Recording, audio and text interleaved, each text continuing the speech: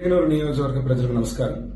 నేను రాత్రి TB dam లో వరద ఉధృతికి ఒక గేట్ వాషౌట్ అవడం జరిగింది, కొట్టుకుపోవడం జరిగింది.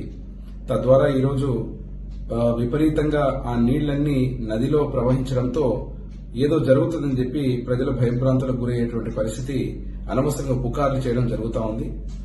సంబంధిత అధికారులతోటి ప్రభుత్వం తరఫున మంత్రివర్యులు పయ్యావుల కేశవ్ గారు, జలవనరుల శాఖ మంత్రులు నిమ్మల రామానాయుడు గారు, నేను అధికారులతో కూడా అందరితో మాట్లాడడం జరిగింది. వెంటనే ఆ యొక్క గేటు రీస్టోరేషన్ కార్యక్రమాన్ని కూడా రాత్రి డిజైన్ కూడా చేసి నిపుణులు పిలిపించి అతి త్వరలో అంటే 3 నుంచి 4 రోజుల లోపల రీస్టోరేషన్ చేయడం జరుగుతుందని చెప్పడం జరిగింది. ఇప్పటికీ దాదాపు 89 నుంచి 90 వేల క్యూసెక్స్ డిశ్చార్జ్ రావడం జరుగుతోంది.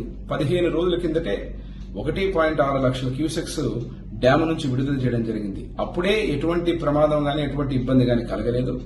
కావున ఎవరు కూడా ఈ పుకార్లను నమ్మొద్దండి.